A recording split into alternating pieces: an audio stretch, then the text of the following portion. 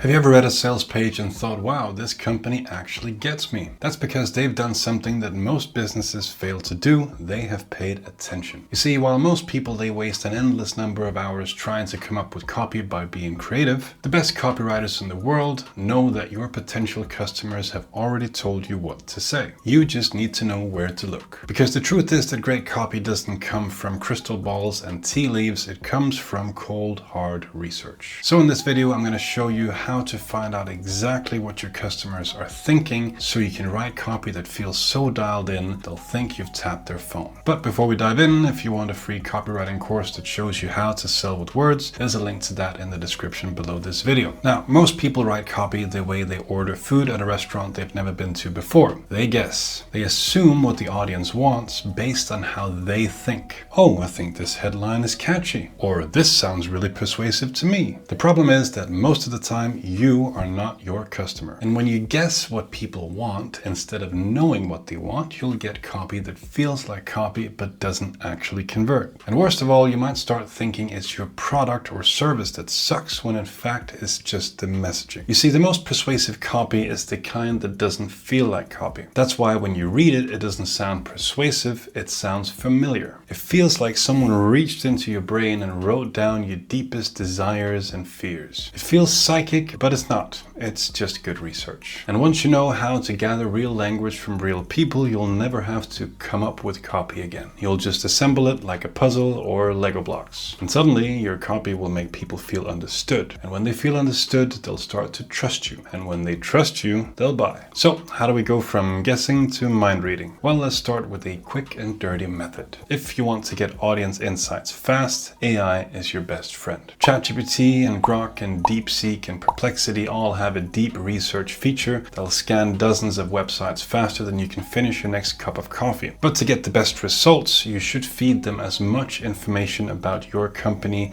and your offer as possible before you start. That way they'll have more context and can provide better results. And as it happens, I've made a video on how to do exactly that. I'll put a link to it floating around my head somewhere around there. So you can pause this video and go watch that first. But if you are working with a new company or you don't have that much information yet, or you're just impatient and you want to see where this video goes, you can simply tell your AI buddies something like this. I run a marketing automation agency that helps coaches, consultants, and course creators sell digital products using sales funnels or whatever it is you do. And then you add this second bit. Help me find their goals, desires, dreams, challenges, struggles, frustrations, questions, complaints, objections, fears, bad habits, mistakes, enemies, and true and false beliefs. That was a mouthful, but it all makes sense once you see the results. Remember to turn on the deep research feature here and click go. Now we're going to take the same prompt and plop it into DeepSeek, run it there. I'm going to put it into Grok, run it there as well. And then we're going to put it into ChatGPT, but we're not going to run the prompt just yet. Because in the video I linked to earlier, I show you how to gather context around the company you're writing for, whether that's your own or someone else's, put it into a doc and add it to your ChatGPT chat here. So we're going to add that to our ChatGPT research because that's going to give us much better results. Now, as you can see here, ChatGPT will also ask you additional questions to clarify exactly what you're looking for so it can give you even better results than the other three AIs. So let's go through our results. Here we have Perplexity, and as you can see, it has delivered everything we asked for in the categories we asked for. But there is an issue, and that is if you look at the sources it's pulled that information from, you'll see that these are blog posts, most likely written by competitors. And that means it's secondhand information. It's written about your audience and not by your audience. Now, that doesn't mean it's necessarily bad information, but it is not as reliable as first-hand accounts. But let's not waste a good deep research and just copy that and paste it into a fresh Google Doc so we have all this information here. We're going to do the same for DeepSeek, paste, and then we're going to do it for Grok as well. Copy and paste. Now ChatGPT's research and results are a bit different because here you can see that yes, it has included information from blog posts, but it has also included information from Reddit. And that's going to become relevant in just a minute because this is good for getting a big picture picture overview of the situation. But we want the raw and unfiltered rants from the people that you're trying to sell to. And to find those, we have to dive into the filthiest depths of the internet. Because people lie on LinkedIn, they posture on Instagram, but they get real on Reddit at 1:42 in the morning. And it's not just Reddit, you can also find them on Quora or Amazon reviews or Facebook groups or the comment sections in your favorite social media platform. Here you'll find people unloading their emotional baggage like they've just had 10 shots of tequila. They're not trying to sell anything, they're just venting. And that's exactly why it's valuable. Because hidden in the emotional baggage, you'll find the exact words you'll later copy and paste onto your sales page. So here's what you do. Go to Google and then you type something like "need help with coaching sales funnels Reddit." And here you'll be treated to a smorgasbord of Reddit threads that you can go through to see exactly what it is people are writing about their challenges, their struggles, their frustrations, and their dreams and goals and aspirations. Now you want to look at the ones with the highest engagement for two reasons. One, it means this is actually a common topic that a lot of people are interested in. And two, you might find someone else complaining about the same thing in the comment section. So let's have a look at some of these as an example. The first one here says, "I'm starting up my first ever business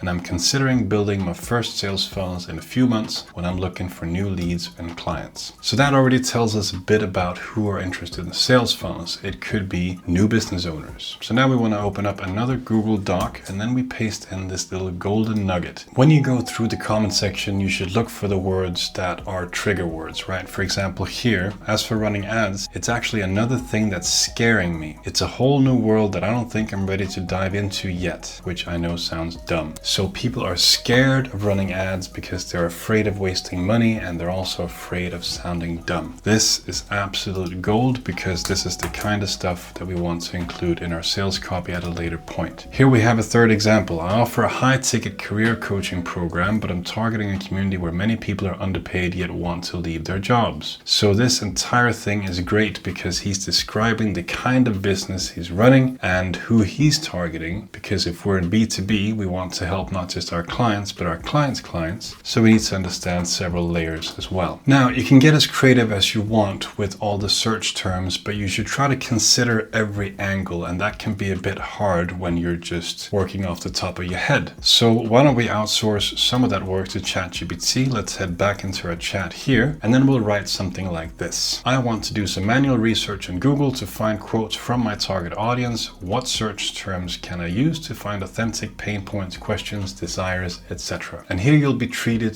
to a laundry list of different search terms you can use on Google to find threads on Reddit or Quora or any other groups where your target audience might hang out. For example, "Nobody signed up for my webinar. My email sequence is not converting. Why is my landing page not converting? I hate selling my course. I don't want to sound salesy." And if you then go back into Google here, you can say, "I don't want to sound salesy, Reddit," boom, then you already have a bunch of threads where people are asking for advice on how to solve that problem, and you can add that to your research document here. Because that's what your audience is actually feeling, and that's what your copy should reflect. But alright, now you got your hands dirty and you have a pile of angry comments. Now we turn those scattered rants into a clean, usable system. Because at this point we have a lot of raw materials, but now we need to organize it without ruining it. Don't let ChatGPT rewrite a single word. Don't let it paraphrase anything, and don't let it summarize anything. That defeats the whole point. You want the original quotes exactly the way they were written, with typos and weird phrases and bad English, all of it, because that's the stuff that makes it real. So let's attach the Google Doc with the research and give it a prompt like this. Group